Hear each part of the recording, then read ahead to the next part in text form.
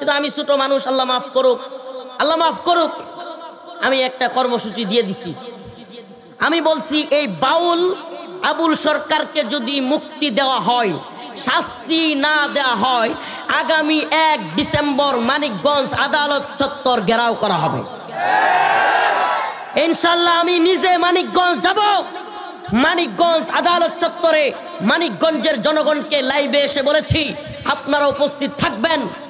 মানিকগঞ্জবাসীকে বলেছি, আলেম উলামা ছাত্র জনতা দল মত নির্বিশেষে আমার রব্বে কাবার সম্মানের জন্য, শান মান ইজ্জতের হেফাজতের জন্য এই বাউল ফাউলদের বিরুদ্ধে আমাদেরকে ঐক্যবদ্ধ হয়ে বাংলার জমিনে আওয়াজ তুলতে হবে। বাংলার জমিন নাস্তিকদের জন্য না, বাংলার জমিন শাতেমদের জন্য না, বাংলার জমিন মুরতাদদের জন্য না। শাহজালাল মুজাররদ ইয়ামিনীর জমিনে আল্লাহকে নিয়ে কটূক্তি করে এই জমিনে হাসিনা টিকতে পারে নাই, আল্লাহর বিরুদ্ধে কটূক্তিকারী কেউ টিকতে পারবে না। আল্লাহর জমিনে বাস করি, এমি আল্লাহরই যদি কটূক্তি করে, চিন্তা করছেন কোন সময়? আস্তাগফিরুল্লাহ, আমার রবকে যদি এই সমস্ত কথা বলে, তাইলে এই জমিনে থাইকা লাভটা কি? কথা বলেন না? এই এত এত মাহফিল, এত এত ওয়াজ, এত এত মাদ্রাসা, এত এত দাওরা হাদিস, হাফেজ, মুফতি, কি হবে আমাদের? আমার রবকে নিয়ে যদি কেউ কটূক্তি করে, আমার আল্লাহকে নিয়ে যদি আল্লাহর নাউজুবিল্লাহ, আল্লাহ পাক কি মানুষ রে বেটা, তুই যে এইভাবে আল্লাহর এই সমস্ত কথাবার্তা বলছিস? আল্লাহ পাক কি মানুষ যে আল্লাহর এইটা নাই ওইটা নাই, বা আল্লাহর এইটা ওইটা বুঝি না, নাউজুবিল্লাহ। এই সমস্ত কথা বলবার পরেও এই বদমাশের পক্ষেও নাকি কোনো নেতা আবার কোনো দল সাপোর্ট করে। মেঘমল্লার বসু নামে বামপন্থী এক বদমাশ ঢাকা বিশ্ববিদ্যালয়ে মশাল মিছিল দিছে বাউল আবুল সরকারের পক্ষে। সে যুক্তি দিতেছে বাউল আবুল সরকার জীব এবং পরমের পালা করে, জীব এবং পরমের পালা করতে গেলে অনেক সময় একদল জীবের পক্ষে থাকে, আরেকদল পরমের পক্ষে থাকে, আল্লাহর পক্ষে থাকে। তো তখন একটু পালার মধ্যে এদিক সেদিক হইতেই পারে, কথার মধ্যে এদিক সেদিক হইতে পারে। মানিকগঞ্জের এক কুলাঙ্গার আবুল সরকার নাম, যে কিনা আমার রব্বুল আলামিন, যিনি কুল কায়নাত সমস্ত পৃথিবী সৃষ্টি করেছেন, রব্বুস সামাওয়াতি ওয়াল আরদ, যিনি আসমান এবং জমিনের মালিক, যিনি আমাদের সমস্ত মানুষের মালিক, যিনি আমাদেরকে খাওয়ান, যিনি আমাদেরকে পালেন, যিনি আমাদের রিজিক দিয়েছেন, যিনি আমাদের এই শ্বাস প্রশ্বাস দিয়েছেন, যিনি আমাদের কথা বলবার মতো এরকম সুন্দর একটা গলা দিয়েছেন, কণ্ঠ দিয়েছেন, সেই রব্বুল আলামিনকে সে কি বলে একটু আপনারা শুনেন। আমি জানি আপনারা হয়তো শুনেছেন মোবাইলে, কিন্তু যারা শুনেন নাই, আজকের এই আলোচনা শোনার পরে আপনার যেন ইমানি তাকাজা, ইমানি ভালোবাসা আল্লাহর প্রতি বেড়ে যায়, এবং আপনার যেন এই বিষয়ে প্রতিবাদ করবার মতো ইমানি জজবা তৈরি হয়। এজন্যই আমি আপনাদেরকে আজকের এই মঞ্চেও এই আলোচনা শোনাচ্ছি। এবং শোনাতাম না যদি স্রেফ সে বলতো আর কোনো কিছু না হইতো, তাইলে এটা শোনানোর প্রয়োজনীয়তা ছিল না। কিন্তু সুবহানাল্লাহি ওয়া বিহামদিহি, বড় আফসোসের বিষয়, বড় কষ্টের বিষয়, এই কুলাঙ্গারের পক্ষ নেওয়ার জন্য দল এবং নেতার বাংলাদেশে অভাব নাই। আমরা তো ভাবছিলাম যে হাসিনা চলে গেছে, ইসলাম বিদ্বেষীরা মনে হয় কিছুটা হইলেও দুর্বল হয়েছে, হিন্দুত্ববাদী ভারতের দালালরা কিছুটা হইলেও দুর্বল হয়েছে। কিন্তু না, নতুন করে এবং হিন্দুত্ববাদীদের দালালরা এই বাংলার জমিনে ইসলাম ফুবিয়া, ইসলাম বিদ্বেষ লালন করে ইসলাম বিদ্বেষ ছড়াইয়া দিচ্ছে সমাজের মধ্যে। এবং সবচেয়ে আশ্চর্যের বিষয় হচ্ছে, বাংলার জমিনে এই সমস্ত কথা বলবার পরেও তারা বলে আবুল সরকার যা বলেছে তা সঠিক।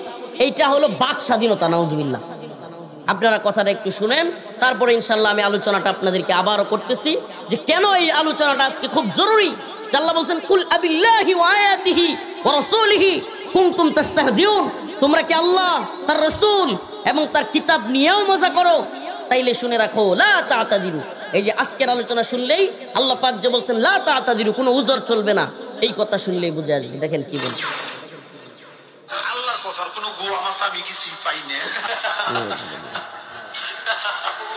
মাথা কোনটা গোয়া কোনটা আমি জানি না আপনারা শুনছেন কিনা। বলতেছে আল্লাহর কথার কোনো গুয়া মাথা আমি খুঁজে পাই না। আমার প্রশ্ন, এটা কি দুষ্টামির ছলেও, পালাগানের ছলেও আল্লাহর কথার গুয়া মাথা পাই না, আল্লাহর কথার কোনটা গুয়া কোনটা মাথা এটাই বুঝি না, নাউজুবিল্লাহ। এই ধরনের কথাও কোন নামধারী মুসলমান বলতে পারে? আমি যদি এখন বলি কোন আওয়ামী লীগের নেতারে তোমার নেত্রীর গুয়া কুন্ডা মাথা কুন্ডা, এটা আমরা বুঝি না। যদি বিএনপির কোন নেতার সামনে বলি তার নেত্রীকে, সে অবশ্যই কষ্ট পাবে।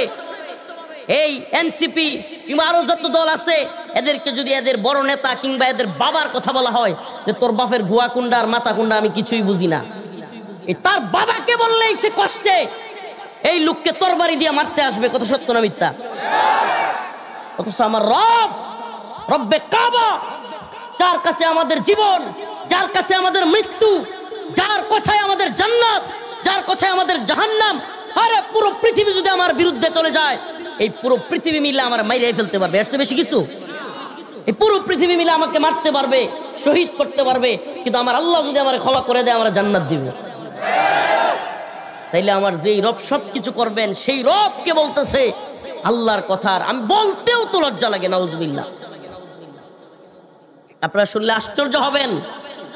এই কুলাঙ্গার আবুল সরকার, এই লোক এই কথা বলবার পরে পুলিশ প্রশাসন, মানিকগঞ্জের তৌহিদি জনতা, মানিকগঞ্জের মুসলমানরা জেগে উঠছে, প্রতিবাদ জানাইছে। এখন পুলিশ প্রশাসন তারে অ্যারেস্ট করছে, গ্রেফতার করছে, সে কারাগারে আছে। এটা একটা ভালো উদ্যোগ ছিল, কিন্তু যেই তাকে গ্রেফতার করেছে, এদেশের তথাকথিত এলিট শ্রেণী, তথাকথিত সুশীলরা খুব গর্জে উঠছে। এদেশের বামপন্থীরা, বিশেষ করে বর্তমানে 2-4টা সমন্বয়ক, যার কথা শুনে কিছু তার মুরিদ আছে, একজন বদমাইশ, কিছু বাজারে মনে করেন যে আপনাদের এলাকায় আছে কিনা, ওই চুর ধরা খাইলে যখন পাবলিক সব খেপা থাকে, অনেক দিন ধরে দোকানপাটে চুরি করতেছে, ধরতে পারে না, এটা নেই গা ওইটা নেই গা, হঠাৎ করে এক চুরের পাইছে, পাবলিক তখন কেমন খেপা থাকে, সব ডিমিললে এটা মারণের লেগে রেডি হয় না? ঠিক এই মুহূর্তে দেখবেন গ্রাম্য কিছু মুরব্বী আছে, এ দৌড়ে গিয়া চুরের পক্ষ লইব, আছে কিন্তু আপনাদের এলাকায় আছে, কিন্তু দৌড়ে যাইব, যায় কইব অমুকের গায়ে হাত দিবি না, এর গায়ে হাত দেওয়া কিন্তু আমার গায়ে হাত দেওয়া। এই বাংলাদেশে এই কুলাঙ্গার বাউল আবুল সরকারের পক্ষ নিয়া এরকম কথা বলছে বাংলাদেশের বর্তমানে স্বঘোষিত মুরব্বী ফরহাদ মাজহার, 2-1টা সমন্বয়ক উপদেষ্টা তার কথা শুনে, এই জন্য সে বলতেছে যে আবুল সরকারের গায়ে হাত দেওয়া, তাকে গ্রেফতার করা, আমাকে গ্রেফতার করা। নাউজুবিল্লাহ। আসলে ভাষা খারাপ করতে ইচ্ছা হয় না ওয়াজ মাহফিলে আইসা, তো এই বুইরা খাডাস মনে করতেছে দেশটা মনে হয় 2-4টা উপদেষ্টা আর 2-4টা যে ছাত্র সমন্বয়ক, তার কথা শুনে মনে করতেছে দেশটা হাসিনার মতো তার বাপের হয়ে গেছে। বুঝতেছে না যে এই দেশের ইতিহাস, এদেশের ইতিহাস, ঐতিহ্য, এদেশের সংস্কৃতি, এদেশের কালচার। মানুষ, যে ব্যক্তি নিয়মিত নামাজও পড়ে না, কিন্তু কোনো আলেমকে, কোনো ইসলামকে, দিনকে নিয়ে কটূক্তি করলে, সমাজের ইমাম সাহেবকে কেউ আক্রমণ করলে, এই সমাজের নামাজ কম পড়া লোকটাও কিংবা নামাজ না পড়া লোকটাও দৌড়ায়া যায়, কেন আমার রসুলের বিরুদ্ধে কথা বলবে, কেন আল্লাহর বিরুদ্ধে কথা বলবে, কেন ইমাম সাহেবকে আহত করবে। এই জিনিসটা এই দেশের জনগণ সহ্য করতে পারে না। অতএব এদেশে যদি কেউ স্বঘোষিত মুরব্বী হয়ে চোর, বাটপার, আল্লাহ দ্রোহী, ক্ষুদাদ্রোহীদের পক্ষ অবলম্বন করে, তাহলে আমরা তাকে জানায় দিতে চাই, ওই জুনায়েদ সাকি, ফরহাদ মাজহার, এনসিপি এবং আরো যে সমস্ত লোকেরা আছে, তাদের প্রত্যেককে জানায় দিতে চাই, ইসলামের বিরুদ্ধে বাংলাদেশে অবস্থান নিলে এদেশের তাওহীদবাদী জনতা, এদেশের মুসলিমরা আবারও গর্জে উঠবে, যেভাবে সাপ্লাই গর্জে উঠেছিল। প্রয়োজনে সারা দেশব্যাপী মুসলমানরা গর্জে উঠে হলেও সমস্ত ইসলাম বিদ্বেষীদের দাঁত ভাঙা জবাব দেওয়া হবে। প্রিয় উপস্থিতি, আমি আপনাদের সামনে একটা আয়াত এবং তার কিছু অংশ তিলাওয়াত করেছি, একটা পূর্ণাঙ্গ আয়াত এবং আরেকটা আয়াতের কিছু অংশ। সূরা তাওবা 65 নম্বর আয়াত এবং 66 নম্বর আয়াতের অল্প অংশ আপনাদের সামনে তিলাওয়াত করেছি। আমি শুরুতেই এই আয়াতের আলোচ্য বিষয় এবং এই আয়াত নাজিল হওয়ার প্রেক্ষাপট বা শানে নুজুল আপনাদের সামনে একটু বর্ণনা করতেছি। তার আগে দুইটা উদাহরণ দিলে আপনারা আজকের আলোচনা এবং আজকের আয়াতের যে সারমর্ম বুঝতে সহজ হবে। আমাদের সমাজে কিছু মানুষ আছে, এরা দেখবেন একটা কাজ জঘন্য রকম কিন্তু খুব নরমালি করে ফেলবে, খুব জঘন্য কাজ কিন্তু হাসতে হাসতে করে ফেলবে। আপনি যখন বিষয়টা বুঝে ফেলবেন, ধরে ফেলবেন, তখন বলবে মজা করতেছিলাম। সমাজে অনেক মানুষ এমন আছে, খুব জঘন্য কাজ, মনে করেন কথার কথা চুরির মতো। মোবাইলে একটা কথার কথা, মোবাইলটা কিছু মানুষের চরিত্র হইলো, মোবাইলটা হঠাৎ করে আতলে এলবো কিংবা চিপাই চাপায় একটা ভিড়ের মধ্যে, হ্যাঁ। কিন্তু যদি মনে করেন সবাই মিলে চেক করে এর কাছে ভায়ালান, আরে তোর লগে দুষ্টামি করতেছিলাম, দেখবেন যে পরিচিতই। তো এরকম লোক সমাজে আছে না নাই? আবার কিছু লোক কিছু জঘন্য কাজ, নাউজুবিল্লাহ, জিনার মতো, বেবিচারের মতো জঘন্য কাজ, কিছু দুশ্চরিত্র লোক আছে। আমাদের মা বোনদের ঘরে রাতের বেলায় যেই বাড়িতে হুনে এই বাড়িতে পুরুষ মানুষ নাই, কিছু দুশ্চরিত্র লোক বাড়িতে গিয়া হুট কইরা টোকা মারে। টোকা মাইরা ওই মহিলাদেরকে পরীক্ষা করে যে মহিলারা যদি তার ডাকে সাড়া দেয়, দরজা খুলে, তাইলে খারাপ কাজে লিপ্ত হওয়ার জন্য। আর যদি দরজা খুলে দমক দেয়, বেটা টোকাটুকি করো কেন রাত্রে, তাইলে কব ভাবি আপনার সাথে দুষ্টামি করতেছিলাম। এই ধরনের দুশ্চরিত্র লোক আছে না নাই? ইসলামের সোনালী যুগে আল্লাহ রাসূল সাল্লাল্লাহু আলাইহি ওয়াসাল্লাম যখন নবী এবং তিনি যখন অসংখ্য সাহাবাই কেরাম ওনার ছিল, কোরআন তখন নাজিল হচ্ছে, ওই যুগেও কিছু জঘন্য মানুষ ছিল। তাবুকের যুদ্ধের সময় বিশাল এক সমাবেশের মধ্যে কোরআনের আলোচনা, কোরআনের মজমা চলতেছে। কোরআনের কি চলতেছে? মজমা চলতেছে, আলোচনা চলতেছে, কোরআন তিলাওয়াত চলছে। তো বলতেছিলাম, এরকম দুষ্টামি ফাইজলামি নাম দিয়া জঘন্য জঘন্য চরিত্রের কাজ করার লোক আছে না নাই? এটা শুধু এই জামানায় ছিল এমন না, আগের জামানাতেও ছিল। রাসূলুল্লাহ সাল্লাল্লাহু আলাইহি সাল্লামের জামানা, তাবুকের যুদ্ধ। তো এই যুদ্ধের এক সমাবেশে কোরআনের আলোচনা চলছে, কোরআন পড়া তিলাওয়াত চলছে। এই সময় এক মুনাফিক সে পাশের একজনকে বলতেছে, এই যে কোরআন পাঠকারী যারা কোরআন তিলাওয়াত করে, মানে কোরআন পাঠকারী, এই কোরআন তিলাওয়াত করেনেওয়ালা লোকগুলো বড় মিথ্যুক, নাউজুবিল্লাহ। এই জামানায় আছে না, ছিল না? কি কর, যদি নাই থাকতো তাহলে কোরআনের মাহফিলে কি বাধা দিত? ওই যে আমনগর বটতলায় কিছুদিন আগে আসতে চাইছিলাম, মনে আছে? ওই পরে বাজার থেকে ফিরাইয়া দিল। এই বন্ড বাটপারের দল আজকে কোথায়? এদের যেগুলো বাপ দাদা পর দাদা একবারে 14 গোষ্ঠী সহ পালাইছে। আল্লাহ তাআলা জালেমকে ছাড় দেয় কিন্তু ছেড়ে দেয়। তবে একটা কথা, আমি কিন্তু ওই দিন ওই যেই মুড়ে আটকাইছিল, আমি কিন্তু মাহফিলে আসতে রাজি ছিলাম, আসবই যা কিছু হোক, কিন্তু কমিটি আমারে সারা দিল না। কমিটি কয়, হুজুর আপনি জোরাজুরি করে আইলে আমাকে সব বেড়ে জেলে নিব না। তো যাই হোক, এই জুলুমের দিনগুলো আমরা দেখছি না দেখি নাই? দেখছি। আল্লাহ তাআলা নতুন করে এই সমস্ত জালেমদেরকে আমাদের উপর যেন চাপায়া না দেন, এই জন্য আমাদেরকেও সজাগ থাকতে হবে। ভালো মানুষ, ভালো সমাজের মধ্যে ভালো মানুষদেরকে প্রমোট করা, ভালো মানুষকে ভালো বলা, খারাপকে খারাপ বলা, চোখে আঙুল দিয়ে জবাবদিহিতা করতে পারা, যদি এটা আমরা করতে পারি, আমর বিল মারুফ নাহি আনিল মুনকার, সৎ কাজের আদেশ এবং অসৎ কাজে নিষেধ। সে যাই হোক, অসৎ কাজ করলে, খারাপ কাজ করলে জায়গায় ব্রেক, তাইলে কোনো খারাপ লোক আমাদের সমাজে প্রতিষ্ঠিত হইতে পারবে না। আর যদি সামসামি, জি ভাই, হ ভাই, খাইছেন ভাই, বইছেন ভাই, হ্যাঁ ওই যে আগের মতো আর কি, জি আপা, খাইছেন আপা, বইছেন আপা, শুইছেন আপা, আপা ভালো আছে না, পাপা আলেমদেরকে মাইরা ফেলেন, সব খারাপ হয়ে গেছে গা, আপনার ফাঁসি দিয়া দেন। এই ধরনের চামচা ছিল কি ছিল না? এই চামচারা এক পর্যায়ে পুরা দেশের মধ্যে এমন পর্যায়ের চামচামির লেভেল নিছিল যে সকল চামচারা মিলে খালি আপা আপা চামচামি করতো, আর তাগর আপা সব খারাপ কাজ করত। প্রিয় ভাইরা আমার, এই চামচামি বন্ধ করতে হবে, রাজি আছেন?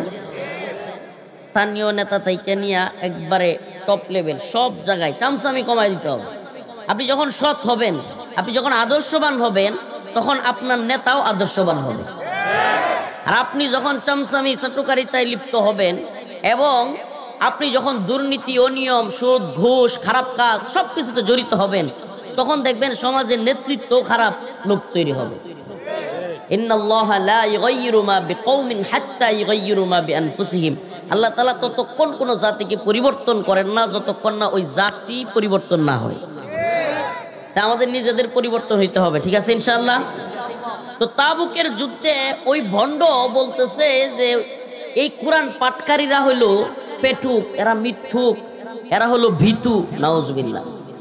এই সংবাদ যখন রাসূলুল্লাহ সাল্লাল্লাহু আলাইহি সাল্লামের কাছে পৌঁছাইছে, আল্লাহ রাসূল সাল্লাল্লাহু আলাইহি সাল্লাম অনেক কষ্ট পেয়েছেন এবং তখনই এই আয়াতে কারিমা নাজিল হয়েছে, وَلَئِن سَأَلْتَهُمْ لَيَقُولُنَّ إِنَّمَا كُنَّا نَخُوضُ وَنَلْعَبُ قُلْ أَبِاللَّهِ وَآيَاتِهِ وَرَسُولِهِ كُنتُمْ تَسْتَهْزِئُونَ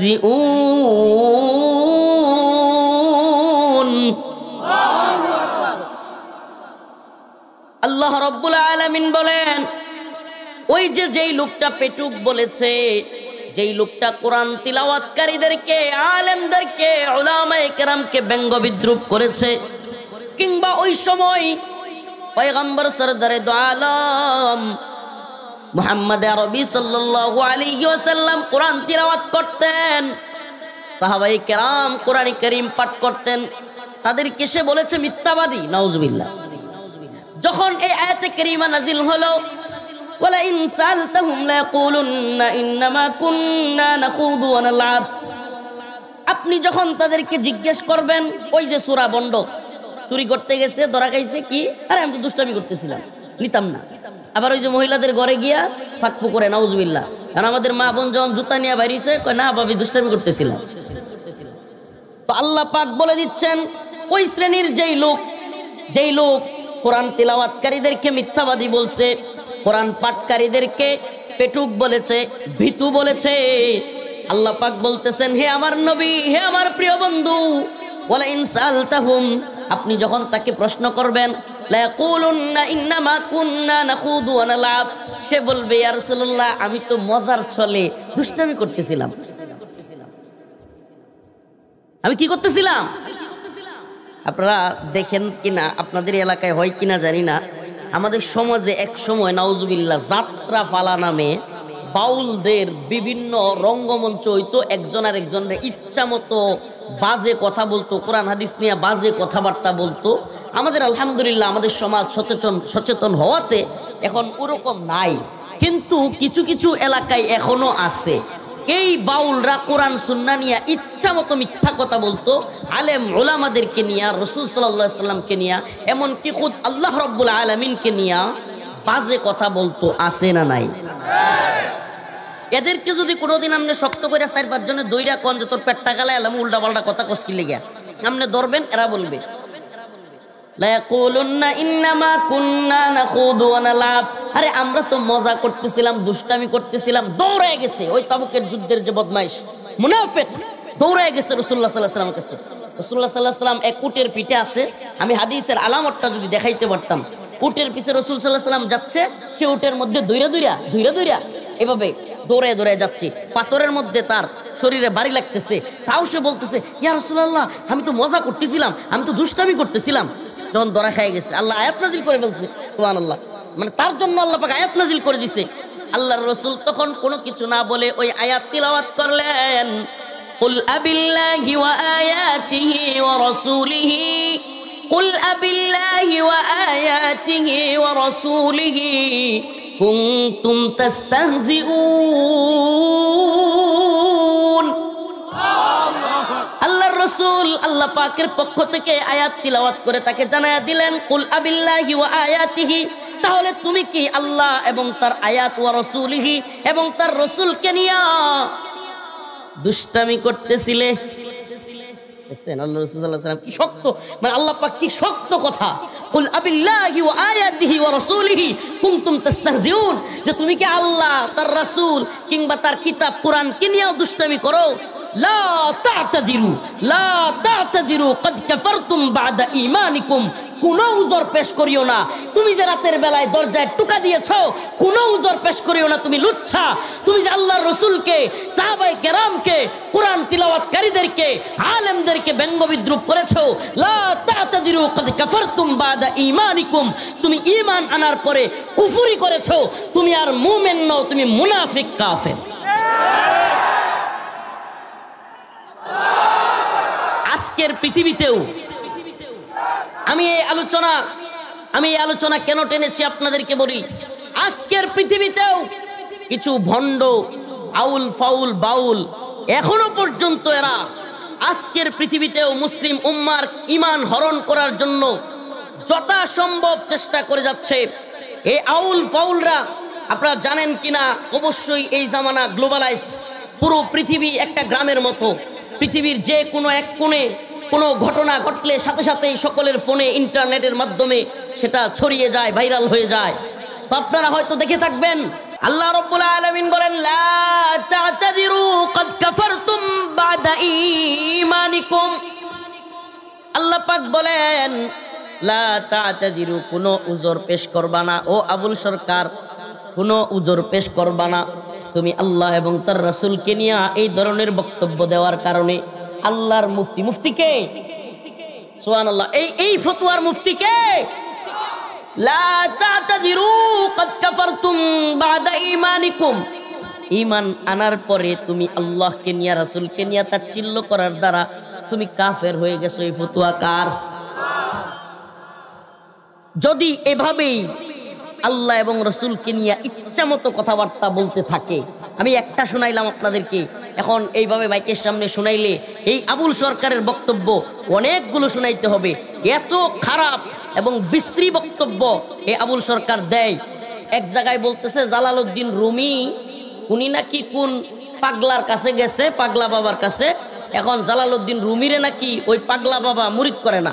তখন পাগলা বাবা তারে প্রস্তাব দিছে যে জালালউদ্দিন রুমির মাইয়ারে দিয়া যদি পাগলা বাবারে মদ ডাইলা দিতে পারে তাইলে মুরিদ করবে।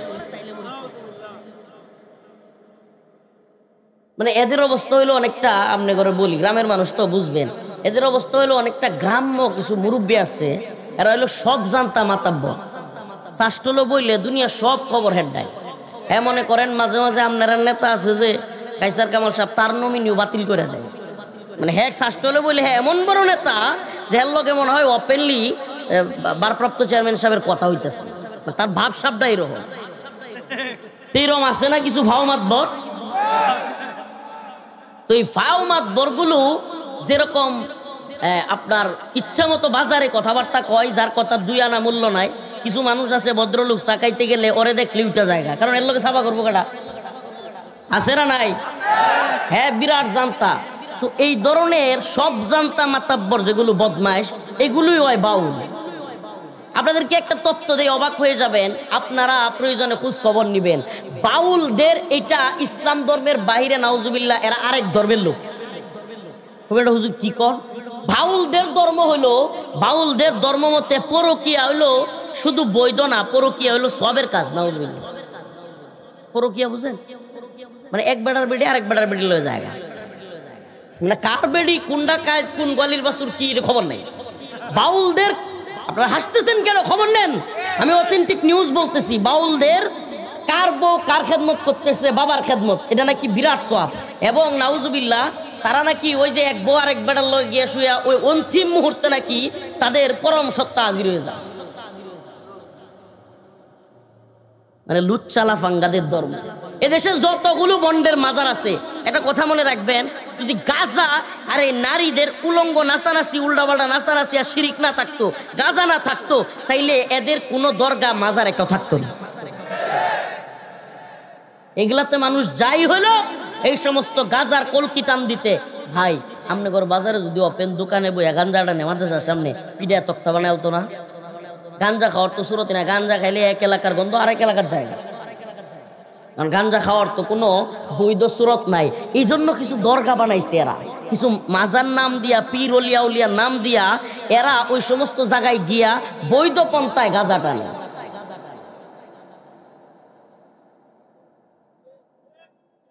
কি আছে না নাই? বৈধ পন্থায় গাঁজা টানে, আমগর এলাকায়ও আছে। এই বৈধ পন্থায় গাঁজা টানার আসর বসানোর জন্যই বাবার নাম দিয়া, পীরের নাম দিয়া এগুলো করে। ও মুসল্লিম উম্মাহ, আল্লাহ এবং তার রাসূলকে নিয়ে কটূক্তিকারীর শাস্তি কি আপনারা জানেন? লম্বা সময় আলোচনা করব না, সময় নয়, আমাকে যাইতে হবে জারিয়া মাদ্রাসার মাহফিলে।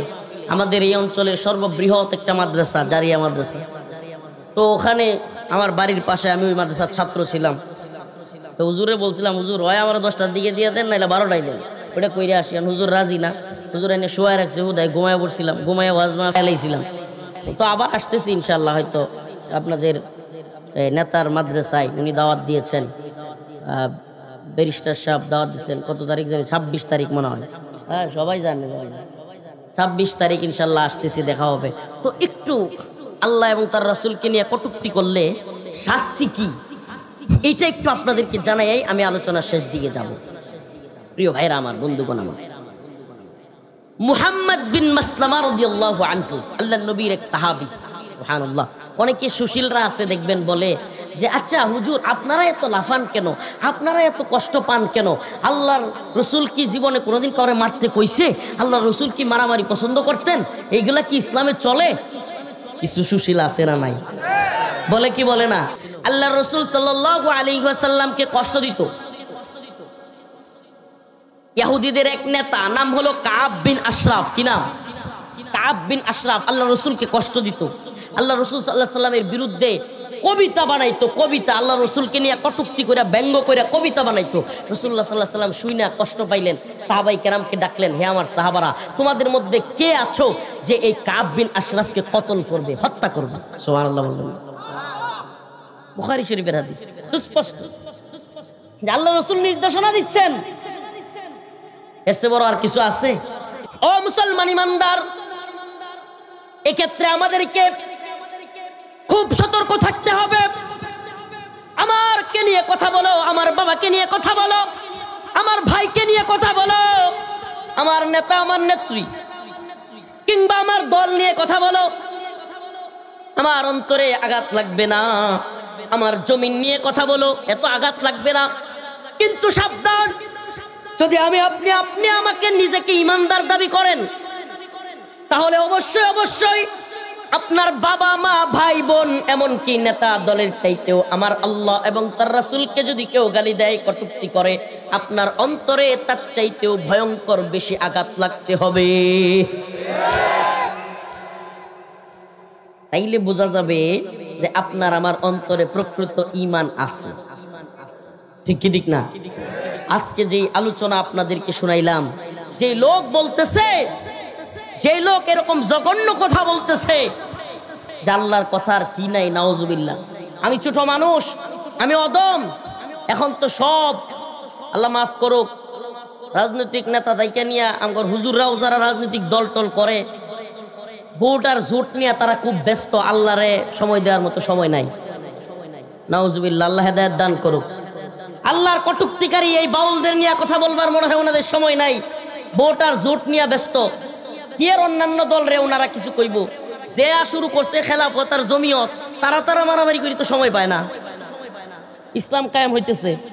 শুনেন, এই গণতান্ত্রিক প্রক্রিয়ায়, আব্রাহাম লিঙ্কন, জর্জ রশিদের প্রক্রিয়ায় পৃথিবীর 1 ইঞ্চি ভূমিতে 1924 সালে খেলাফতে উসমানী পতনের পরে 1 ইঞ্চি ভূমিতে এই গণতন্ত্রের ভোট দিয়া সিলমারো দিয়া 1 ইঞ্চি ভূমিতে কোরআন সুন্নাহ প্রতিষ্ঠিত হয় নাই। কিয়ামতের আগ পর্যন্ত এই গণতান্ত্রিক প্রক্রিয়ায় ইসলাম বিজয়ী হবে না। লিখে রাখেন। তো তাদের, আপনাদেরকে বলি, বাংলাদেশে একটা ভয়াবহ ষড়যন্ত্র চলতেছে। ষড়যন্ত্রটা হলো পশ্চিমা যেই কালচার, নাউজুবিল্লাহ, আপনার মন মতো চাইলেই ধর্ম পরিবর্তন করতে পারবেন, চাইলেই যে কারো বিয়ে করতে পারবেন, চাইলেই যে কোনো সময় আল্লাহ এবং তার রাসূলকে নিয়ে যেমন চাই বলতে পারবেন, কোরআন নিয়ে যে কোনো কিছু বলতে পারবেন, নাউজুবিল্লাহ, চাইলে কোরআন পড়াইতে পারবেন, নাউজুবিল্লাহ। ওই পশ্চিমা স্বাধীনতার নামে, বাক স্বাধীনতার দোহাই দিয়া, পশ্চিমা ডলার খায়া বাংলাদেশের কিছু নেতারা, জুনায়েদ সাকি, ফরহাদ মাজার, আরো কিছুগুলো এনসিপির কিছু পোলাপান, আরো কিছু লোক একটা এজেন্ডা বাংলাদেশে ঢুকাইতে চাচ্ছে। হাসিনা তো গেছে, এখন শয়তানরা এদের উপরে বর করছে, লাত্তি তো ঠিক মতো খায় নাই। মানে এরা মনে করছে আমরা উড়ে আইছি দেশটা, এরা মনে করছে আমরা শুধু হাসিনার বিরুদ্ধে ছিলাম। আরে বেটা, হাসিনার বিরুদ্ধে যেই কারণে ছিলাম, একই কাজ যদি এখন যে কেউ করে, ডক্টর মোহাম্মদ ইউনূস হোক, কিংবা বাংলাদেশে ফরহাদ মাজার হোক, কিংবা আগামী দিনে কোনো সরকার হোক, ইসলামের বিরুদ্ধে যে যাবে, আমরা বাংলার জমিনে তার জন্য সংকীর্ণ করে তুলবো। আল্লাহ তাআলা আমাদের সবাইকে দ্বীনের উপর অটল অবিচল থাকবার তৌফিক দান করুক, কোরআন সুন্নাহ অনুযায়ী আমল করবার তৌফিক দান করুক। আল্লাহ আমাদের সবাইকে নামাজি বানায়া দিক। আল্লাহ পাক আমাদের সবাইকে দ্বীনের মৌলিক ভালোবাসা অন্তরের মধ্যে ডাইলা দিক। সকলে বলেন আমিন।